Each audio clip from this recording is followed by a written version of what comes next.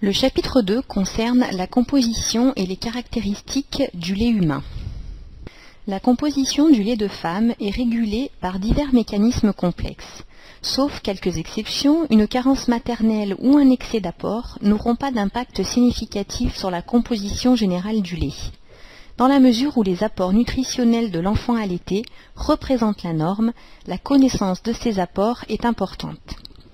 Les enfants peuvent tolérer une certaine marge de variation dans les taux des divers nutriments qu'ils absorbent, mais toute déviation importante par rapport aux limites de la normale est susceptible d'avoir de graves conséquences sur la croissance et la santé de l'enfant, comme le montrent la morbidité et la mortalité plus élevées chez les enfants qui sont nourris au lait industriel.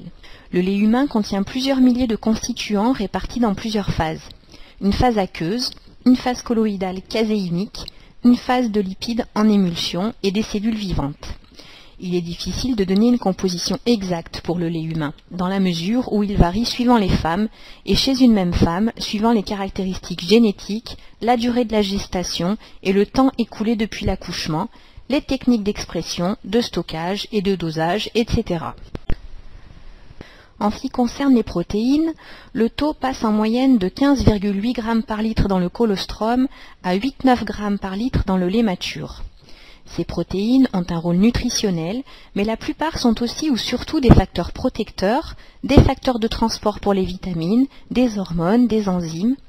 Le taux de protéines du lait humain est l'un des plus bas parmi tous les laits, ce qui est en accord avec la croissance staturale beaucoup plus lente du petit humain par rapport à celle des autres petits mammifères. Le statut nutritionnel maternel peut avoir un impact sur les composants azotés du lait. Une étude a observé un taux plus bas de protéines et d'immunoglobulines dans le lait de mère colombienne malnutrie. Même chez les femmes bien nourries, le pourcentage des protéines dans l'alimentation a un impact sur certains facteurs protidiques du lait. Les lipides, quant à eux, représentent la source la plus importante de calories dans le lait humain.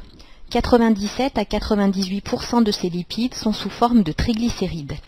Le taux lacté de lipides varie entre 30 et 50 g par litre et représente 45 à 55% des apports caloriques de l'enfant.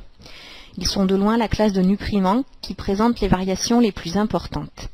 La multiparité et une production lactée plus importante sont associées à un taux plus bas de lipides.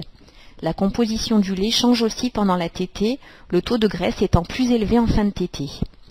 Le lait humain est riche en acides gras essentiels à longue chaîne, comme l'acide linoléique et l'acide alpha-linolénique, ainsi qu'en leurs dérivés, l'acide arachidonique, etc.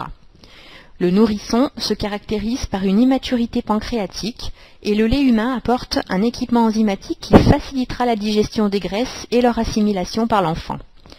Le taux d'acides gras polyinsaturés à longue chaîne est plus élevé dans le lait de mère ayant accouché prématurément, vraisemblablement pour couvrir les besoins plus importants des prématurés. Il semble que les femmes ayant des réserves lipidiques basses ont un taux lacté plus bas de lipides et compensent en ayant une sécrétion lactée plus abondante. Les apports alimentaires maternels ont aussi un impact important sur la composition des lipides lactés. Par exemple, lorsque l'alimentation maternelle est pauvre en graisse et riche en glucides, la synthèse lipidique mammaire est plus importante et le lait est plus riche en acides gras.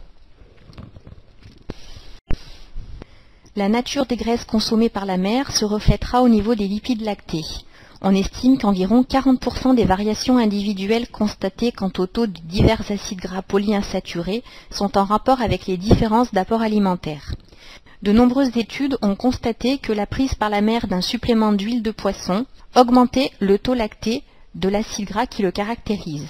Le rapport entre les acides gras en N-3 et en N-6 dans l'alimentation se reflètera sur ce même rapport au niveau des acides gras lactés. Dans les pays occidentaux, les apports des différents chefs de file de ces séries ont beaucoup évolué avec les modifications de notre alimentation depuis quelques décennies. Or, dans la mesure où ces acides gras sont impliqués dans la synthèse des diverses prostaglandines, un déséquilibre du rapport entre les séries en N-3 et en N-6 peut avoir un impact significatif sur la santé, sur le risque d'allergie par exemple. L'apport alimentaire joue aussi au niveau des isomères des acides gras. Leur forme naturelle est la forme appelée cis.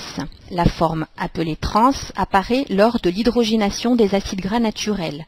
Or, cette forme isomérique semble présenter des risques pour la santé. Les apports alimentaires en acides trans sont très variables d'une population à l'autre et d'une personne à l'autre au sein d'une même population. Dans notre pays, on estime la consommation quotidienne d'acides gras trans de 3 à 13 grammes par jour. On les retrouve dans les huiles hydrogénées, les margarines, les produits alimentaires industrialisés. En revanche, dans les régions méditerranéennes où le principal corps gras consommé est l'huile d'olive et où la consommation d'aliments cuisinés industriellement est beaucoup plus basse, les apports en acides gras trans sont habituellement inférieurs à 1-2 grammes par jour. Ces acides gras trans représentent 6 à 7% des acides gras dans le lait de mer américaine contre moins de 0,5% dans le lait de mer chinoise. Les acides gras représentent non seulement une source importante d'énergie, mais ils ont aussi d'importants rôles pour la maturation du système nerveux, la myélinisation, le transport des vitamines liposolubles. Ils sont aussi les précurseurs de médiateurs importants tels que les prostaglandines, les thromboxanes, les leucotriènes. Ils participent à la défense du nourrisson vis-à-vis des parasites et des virus. Le lactose est après l'eau le constituant principal en poids du lait humain. De 20 à 30 grammes par litre dans le colostrum, son taux atteint environ 70 grammes par litre dans le lait mature. C'est aussi le composant dont le taux présente les plus faibles variations individuelles. Le lait humain contient aussi du glucose à un taux très bas, 0,02 g par litre. On y trouve aussi des nucléotides glucidiques, des glycolipides, des glycoprotéines et des oligosaccharides, ces molécules étant susceptibles d'avoir aussi des effets biologiques chez l'enfant allaité. Le lait humain est remarquable pour ce qui est du taux particulièrement élevé et de la variété de ses oligosaccharides complexes.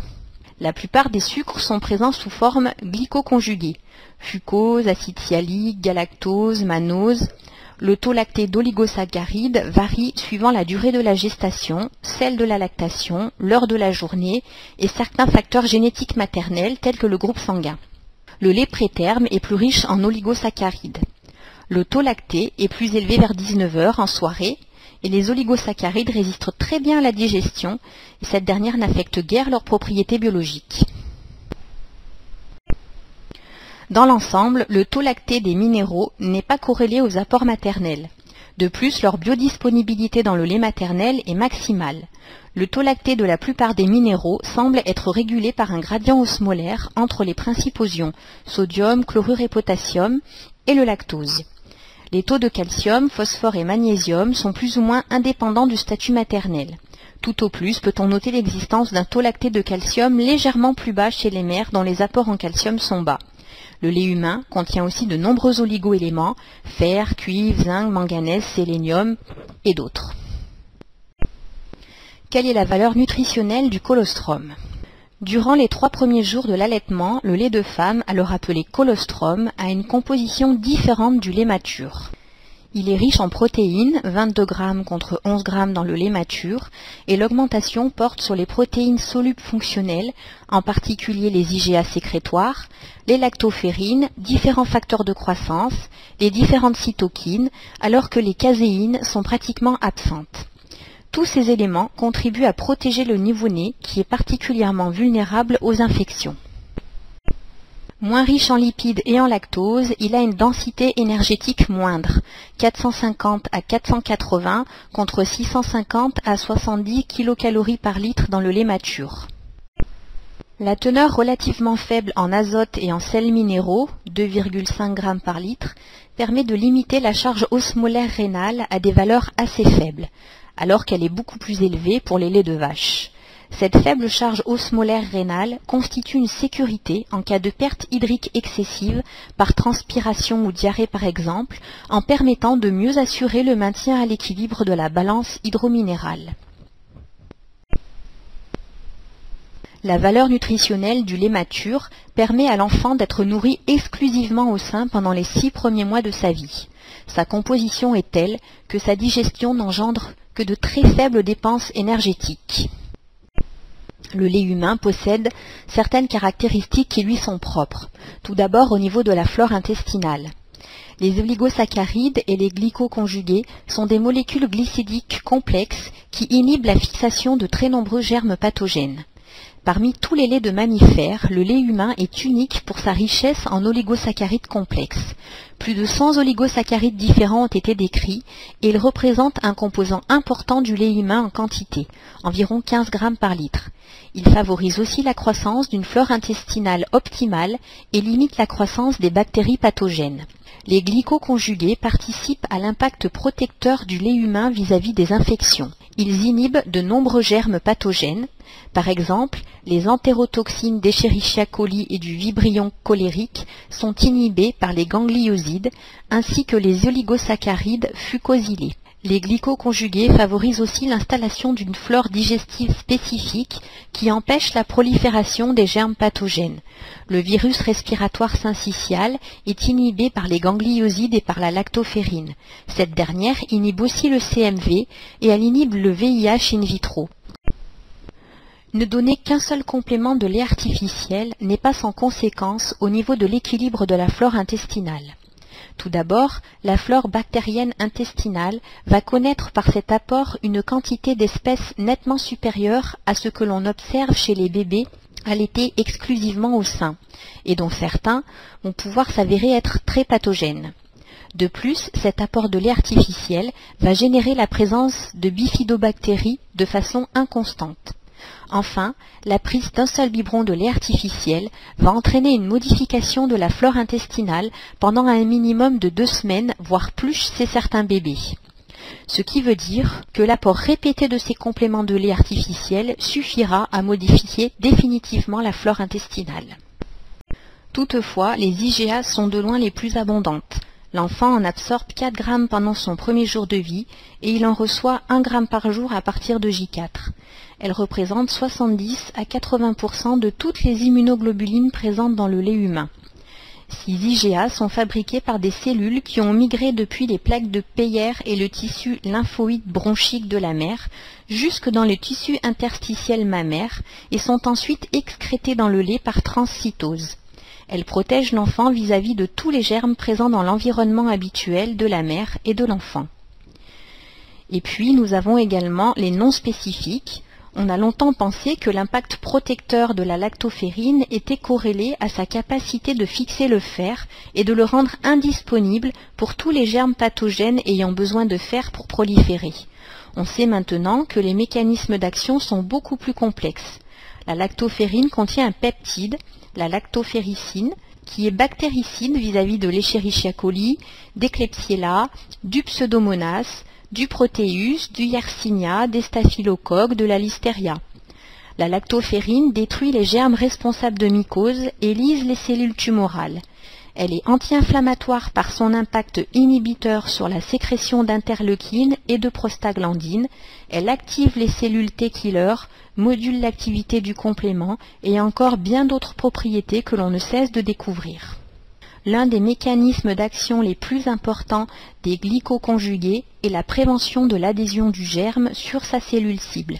Ce mécanisme est en rapport avec la structure moléculaire des glycoconjugués, qui est similaire à celle des récepteurs utilisés par la plupart des germes pathogènes. Ces derniers viennent se fixer sur le glycoconjugué plutôt que sur la cellule cible. De très nombreuses études ont constaté ce mécanisme. Par exemple, lorsque le CMV a pénétré dans les fibroblastes, son développement ne pourra plus être stoppé. S'il est fixé par un glycoconjugué, il ne pourra plus pénétrer dans la cellule. Mais ce mécanisme n'est pas le seul. La lactoferrine agit aussi en fixant le fer, qui ne pourra plus être utilisé par les germes pathogènes pour leur multiplication. Une glycoprotéine riche en histidine fixe le cuivre et le zinc, ce qui augmente leur biodisponibilité pour l'enfant. Une autre glycoprotéine va jouer le même rôle pour la vitamine B12 par exemple. Parmi les facteurs non spécifiques, nous allons également retrouver le lysozyme qui va lui lyser les parois bactériennes, stimuler la production d'IgA, activer les macrophages et faire accélérer la destruction des bactéries. Son taux lacté augmente avec le temps. Le taux de lysozyme est beaucoup plus élevé dans le lait humain que dans le lait de vache. Cette enzyme résiste à la digestion, mais pas aussi bien que les IgA et la lactoferrine. La caséine est une protéine essentiellement nutritionnelle, mais elle a aussi un impact important sur la flore digestive en favorisant fortement la croissance du Bifidobacterium bifidum et en limitant la prolifération des germes pathogènes. Sa digestion induit la libération de casomorphine. Ces petits peptides ont des effets comportementaux et immunomodulateurs. Certains éléments vont quant à eux inhiber l'adhésion des germes aux parois de certaines muqueuses qui peuvent être gastro-intestinales ou respiratoires. Les cytokines sont quant à elles des immunomodulateurs. La production de cytokines est faible chez les nourrissons. On a déjà constaté la présence de nombreuses cytokines dans le lait humain et on continue encore à en découvrir de nouvelles. Certaines d'entre elles favorisent ou suppriment les réactions inflammatoires et leur rôle exact chez le nourrisson reste inconnu. Le lait contient aussi des récepteurs solubles pour les cytokines. Parmi les molécules ayant des propriétés anti-inflammatoires, on peut citer aussi les vitamines A, C et E qui agissent essentiellement comme des antioxydants, des enzymes telles que la catalase ou la glutathione peroxydase, des prostaglandines, des enzymes inhibitrices, des facteurs de croissance. Les cellules présentes dans le lait peuvent adhérer à l'épithélium intestinal et passer dans la circulation sanguine de l'enfant. Les nucléotides du lait humain semblent agir essentiellement au niveau de la muqueuse intestinale. La maturation du système immunitaire favorisée par le lait maternel protège l'enfant vis-à-vis des allergies, des maladies auto-immunes et des pathologies inflammatoires. Des études ont retrouvé une prévalence plus élevée d'allergies et d'asthme chez les enfants qui avaient été nourris au lait industriel.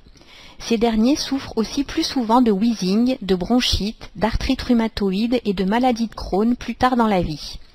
Des études ont aussi constaté une prévalence plus élevée de diabète et de certains cancers chez les enfants nourris au lait industriel, mais ces résultats demandent à être confirmés.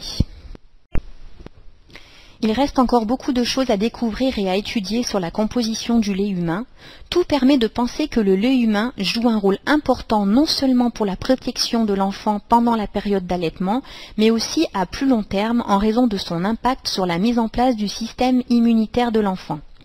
Ce que nous savons actuellement sur la composition du lait humain et tout ce que nous continuons à apprendre permet d'affirmer que l'impact de l'allaitement sur la santé de l'enfant justifie pleinement les efforts actuels de promotion de l'allaitement. Je vous remercie de votre attention.